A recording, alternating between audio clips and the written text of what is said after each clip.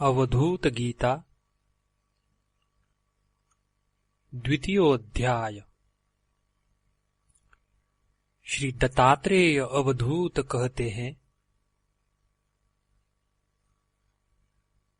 बालक हो अथवा विषय भोग में फंसा हुआ हो, मूर्ख हो, सेवक जन हो, गृहस्थ हो, इस बात का सदुपदेष्टा गुरु के विषय में कुछ विचार न करे। जैसे कि गंदी जगह में पड़े हुए रत्न को कोई नहीं छोड़ता है। गुरु के संबंध में काव्य और गुणों का विहार नहीं करना चाहिए। गुणवान को सार ही ग्रहण करना चाहिए। जो सिंदूर आदि अनेक प्रकार के रंगों से चित्रित नहीं है, ऐसी कुरूप नाव क्या पार जाने वालों को पार नहीं ले जाती है?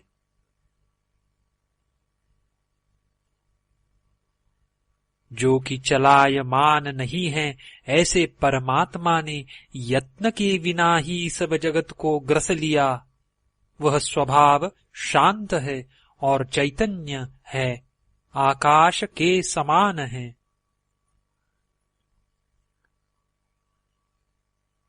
जो कि अकेला ही बिना यत्न के इस चराचर जगत को चलायमान करता है, सर्वव्यापी है, वह पृथक कैसे हो सकता है? वह अद्वैत है। मेरे हृदय को ऐसा ही प्रतीत होता है। मैं सार से भी सार, शिव रूप, गमन और आगमन से रहित, निर्विकल्प और निराकुल हूँ। मैं सब अंग प्रत्यंग से हीन हूँ। देवता मेरा पूजन करते हैं। मैं देवादि का विभाग ग्रहण नहीं करता हूँ, क्योंकि मैं पूर्ण हूँ।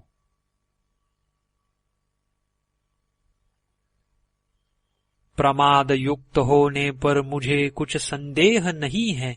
वृत्तिवान होकर भी मैं क्या करूँगा? जिस तरह जल से उत्पन्न होकर बुलबुले जल ही में लीन हो जाते हैं, वैसे ही ये भी सब आत्मा से उत्पन्न होकर आत्मा में ही लीन हो जाते हैं।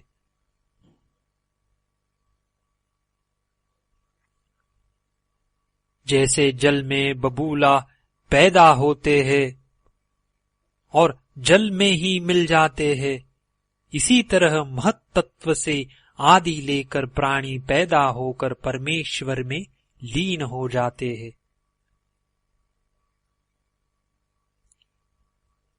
कोमल पदार्थ, तीखे पदार्थ, गुड़ और कड़वी वस्तु, चंचलता और कोमलता, जल में पतलापन जैसे वर्तमान है, उससे अलग नहीं है। इसी तरह प्रकृति और पुरुष अलग नहीं है। यह मुझको मालूम होता है।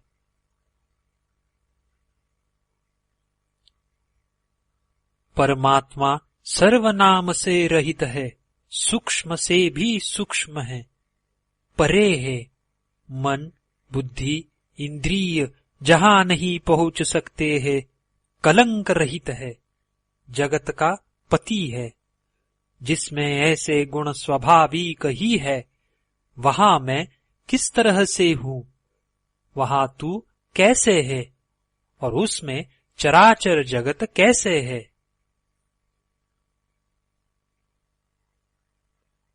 जो आकाश के समान कहा गया है, वह तो आकाश के समान ही है। चैतन्य स्वरूप है, निर्दोष है, सर्वज्ञ है, पूर्ण है।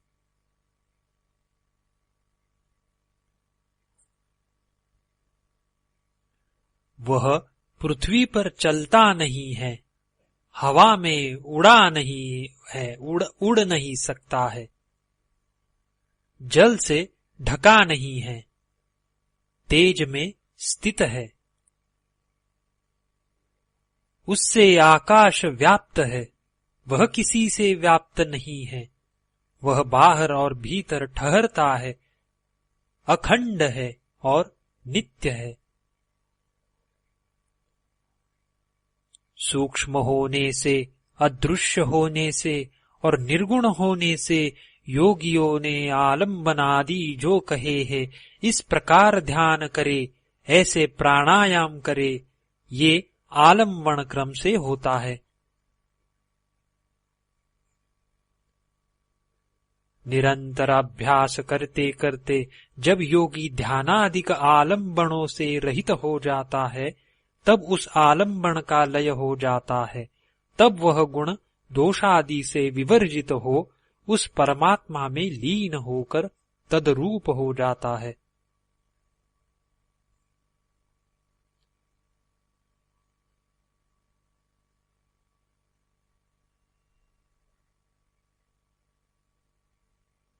मोह और मूर्छा को देने वाला जो भयंकर विष रूपी विश्व है, उसके नाश करने के लिए एक ही अनमोल सहज अमृत है।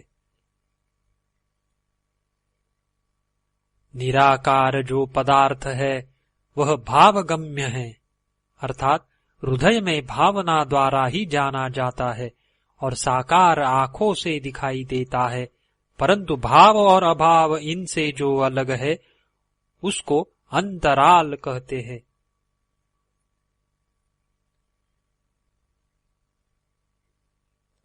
बाहर की तरफ संसार है, भीतर माया है और उससे भी भीतर परमात्मा जानने योग्य है।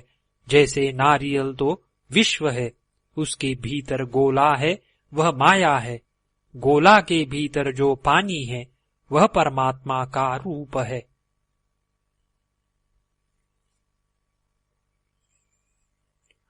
भ्रांति ज्ञान बाहर स्थित है, अच्छा ज्ञान बीच में है। उसके भी मध्य में नारियल के जल की तरह वह चैतन्य है।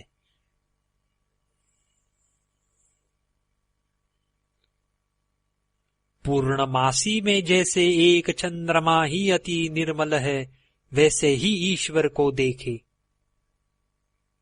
और भेद बुद्धि से देखना है, वह आदमी की दृष्टि का फेर है। गुरु और बुद्धि इनकी कृपा से मूर्ख हो अथवा पंडित, जो तत्व को जान लेता है वह भवसागर से छूट जाता है।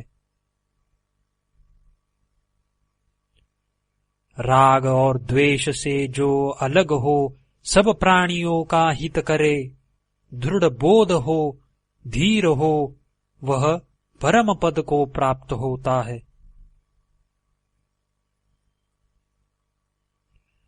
घड़े के फूटने पर घड़े का आकाश जैसे बड़े आकाश में लीन हो जाता है, इसी तरह योगी देह के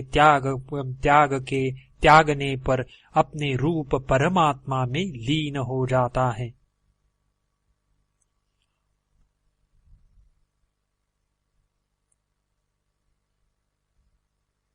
जिन्होंने कर्म छोड़ दिए हैं, उनकी यह गति कही है।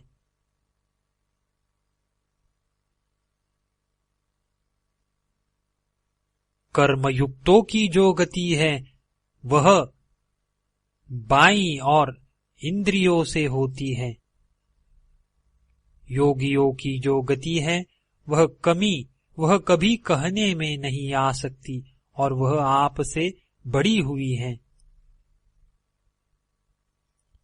जो कल्पना नहीं किया गया है और विकल्प से वर्जित है, ऐसे योगियों के इस मार्ग को जानकर उनकी सिद्धि आप ही हो जाती है। तीर्थ में अथवा शूद्र के घर में जहाँ कहीं योगी की मृत्यु हो, वह फिर कभी माता के गर्भ में नहीं आता है, वह परब्रह्म में लीन हो जाता है। स्वाभाविक, अजन्मा और जो विचार करने में न आवे, ऐसे स्वरूप को जो देखे और अच्छी तरह चेष्टा करे, वह दोषों से लिप्त नहीं होता है। योगी हो अथवा तापसी, उसके बिना कुछ काम न करे, वह फिर बंधन को प्राप्त नहीं होता है। जिसमें कोई रोग नहीं है, जिसकी प्रतिमा नहीं है, स्वरूप नहीं है, कोई आश्रय नहीं है, जिसके कोई अंग नहीं है, जिसके कोई सुख नहीं है और सुख दुख नहीं है, मोह रहित सर्वशक्तिमान नित्य ऐसे आत्मा को प्राप्त होता है।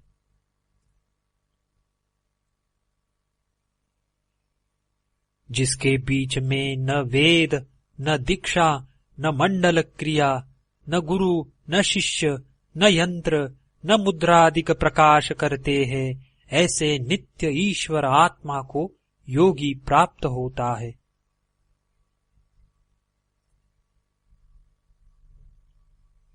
न तो वह शिव का स्वरूप है, न वह शाक्त है, न मनुष्य है, न पिंड है, न रूप है, न चरण से आदि लेकर उसके शरीर है, न तो उसका आदि है, न अंत है, न घड़े से आदि लेकर कोई वस्तु है, ऐसे निरंतर ईश्वर आत्मा को योगी प्राप्त होता है।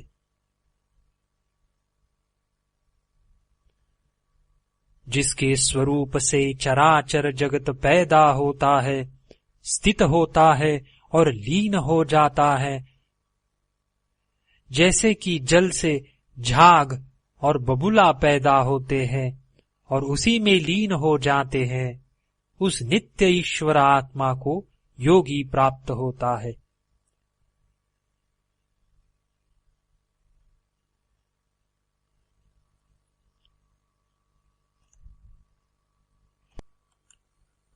न तो उसमें नाक का रोकना है, न दृष्टि है। बोध और अबोध भी जिसमें प्रकाश नहीं करता है, जिसमें नाड़ियां नहीं चलती है, उस नित्य ईश्वर आत्मा को प्राप्त होता है। उसमें अनेकपना नहीं है, एकत्व नहीं है, भेद भी नहीं है, छोटापन, लंबापन, बड़ापन ये भी उसमें नहीं है। प्रमाण, अप्रमाण, समता इनसे वर्जित है, उस नित्य ईश्वर आत्मा को योगी प्राप्त होता है। अच्छी तरह जितेंद्री हो अथवा न हो, अच्छी तरह संग्रह करने वाला हो अथवा न हो, कर्म करता हो अथवा न करता हो, सर्वव्यापी जो ईश्वर आत्मा है उसको योगी प्राप्त होता है।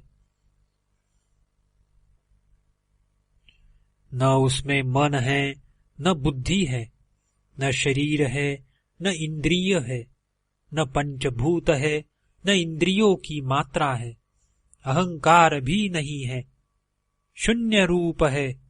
वह ईश्वर नित्य आत्मा है, उसको जीव प्राप्त होता है। विधि, आज्ञा, निरोध, रोकना ये जब परमात्मा को प्राप्त हो जाए, तब भेद रहित योगी के चित्त में न शौच है, न अशुद्ध है, और चिन्ह रहित जो पदार्थ है उसकी भावना और न विधि निषेध रहता है।